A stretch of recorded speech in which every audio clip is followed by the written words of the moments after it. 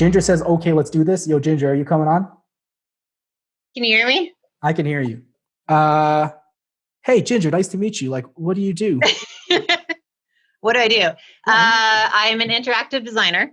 I work with sound and generative visuals and sensors, and I create interactive experiences and full dome performances.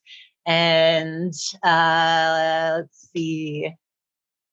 I wasn't prepared for this. No, I know. That's the worst part about this. Is like you think you got this game down, and then you start talking to somebody, and you're like, "Oh my god, what do I even like say about this?" What I learned is actually I can whip out my phone and show pictures. Oh, so that's a good technique. That's what I can't do right now, except that you're going to look at my website, which I'm kind of terrified. But normally I can just whip out my phone. Put it in the thing, and I'll bring it up, and I'll just like scroll it as you're talking. Okay, I am pulling up the link. 1 second.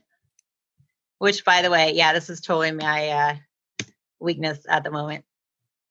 My website is the thing that I definitely do not have time to update because I spend like 90% of my time on projects and probably not enough time on my website that I should. Okay, hold on, let me share this. I do know how to use computers. Okay. Okay. Oh, hey. Oh, yeah, look at this. Lots of pictures. I like pictures. So you were telling me you do a lot of interactive design, you work with sound, you create interactive experiences. Like, what's your background? Like, how did you get to this? How did you get here? Let's see. So my background is in design, and then I realized I like creating immersive interactive experiences. I used to DJ and actually ran my own club night for 4 years. So as part of running the club night and DJing, I realized that I like creating these orchestrated experiences.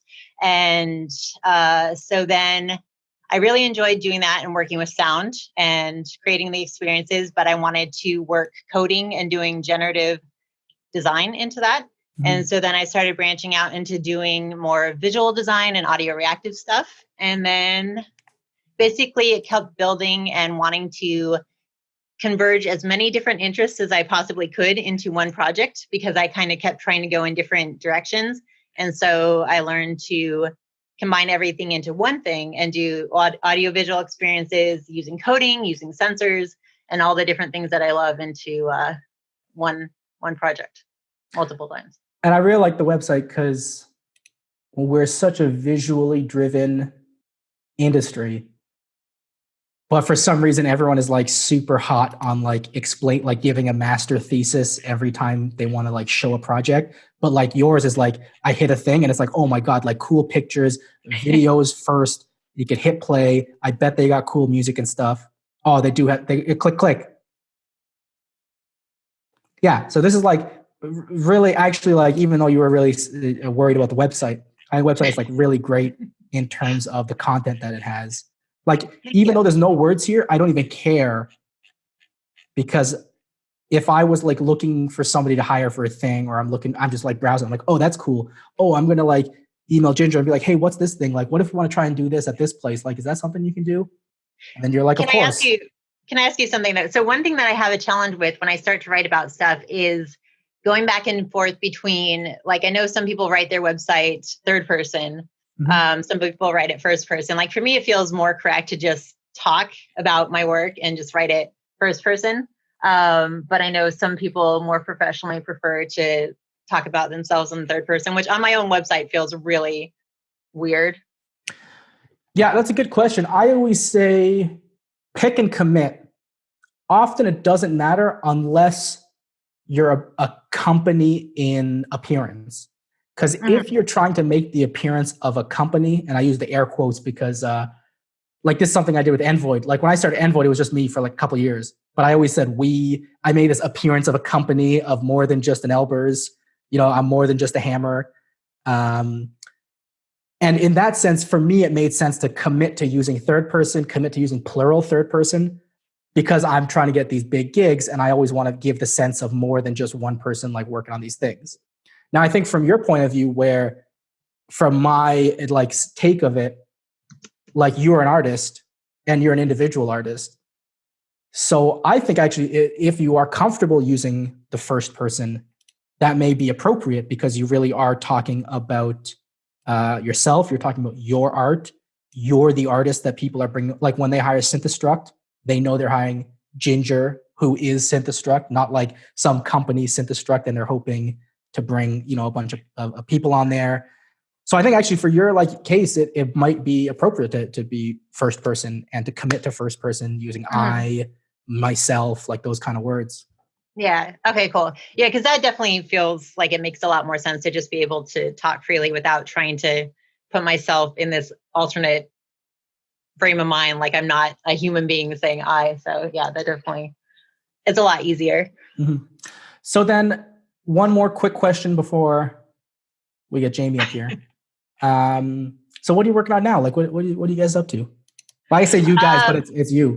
What is Synthestruct up to? No, it's funny that you say that because actually, when you mentioned the company thing, I do get people that email me thinking that Synthestruct is like this whole group of people, which is sometimes flattering because it's like no, it's just one person doing this stuff. But yeah, there definitely are a lot of people that sometimes confuse thinking that it's like a whole organization of multiple different. I don't know, like I'm a collective or something, which is cool. I'll take it. But so currently. It's kind of interesting. Like literally like every week is kind of something different up in the air. So there's some projects that I had mentioned that I don't want to jinx or anything. I got an email about a really cool opportunity, and I saw your email about the business thing that you just sent out today about. Oh yeah, yeah. So people buy it. Come on, what are we doing here? Hi. Buy it, people. What are we doing here? Yeah, so that's definitely, I think, something that is really, really challenging because, I mean, I can keep my head down and work on projects 24/7 and be totally happy. But then when it comes to actually picking a figure to send to people and creating a business plan and things like that, that's definitely challenging for sure. So yeah, I have had a couple of really great opportunities come up in the past couple of weeks that are currently in negotiation. So I don't want to jinx any of that by getting too specific.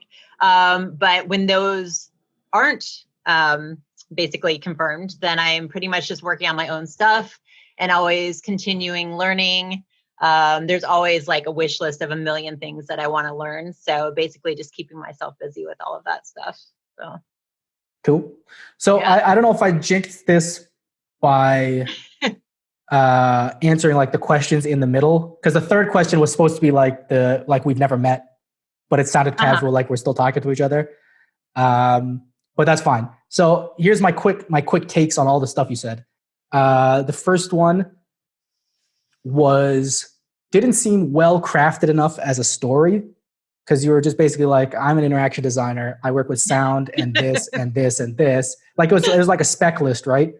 But then on the flip side, when I said like, yo, how did you get here? Where'd you come from? You had like a pretty good like crafted arc, like starting out in like the DJing and then like trying to mix in these things. And then you started doing your pieces. Like there was like a pretty good arc there. Although I would say it's like 20% too long, but it had like a good flow to it. And I was like, oh, cool. It's like, there's like a story here that I can like follow along and listen to.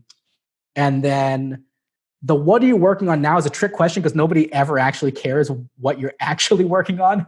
It's almost like a philosophical question. Like, so I always say like the best thing to say if somebody says, what are you working on now, is to pick a cool topic that you're thinking of or that you're implementing in a project. So you're never talking about the project, but you're talking about the cool thing you're trying to do.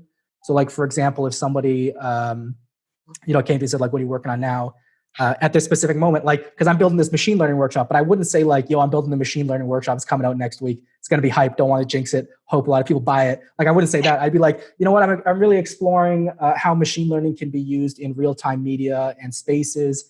And currently our company is really focused on like these kind of exploration and experimentations, hopefully to roll those out, whether it's in educational materials or projects, something like that. So then at that point, like you're taking this concept, which is the concept of the real stuff you probably are doing anyways. But you kind of just put it in like a conceptual place that's still grounded in like a thing you're doing. But I think that usually then it opens up a conversation more. Because if you're just like, yo, I'm working on projects, they're like, cool, who everyone's like.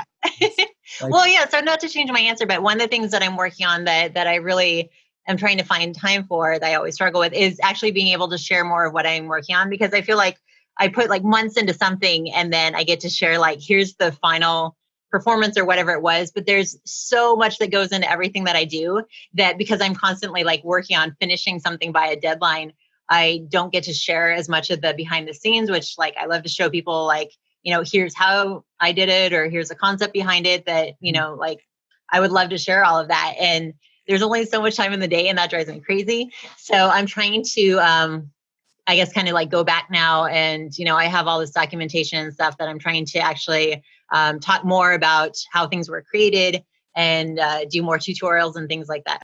Thank you for not tearing everything apart. No, it's great. Look at this. There's so many pictures on here. People don't understand, like, clients don't want to read. They want to see like sick pictures and be like, yo, can we do that? But with like our logo, like on a big screen. That's like 90% of pitches I get is like literally just, can we do the thing you already did with our logo on a big screen at this date and time and place? But I think that shows, like, because everything on here has got like a nice aesthetic, nice vibe. There's a lot of consistency between all the stuff being shown. So it definitely pays off. Thank you. Cool. Well, thank you for sharing. I know it can be stressful. Put yourself terrifying. Out there.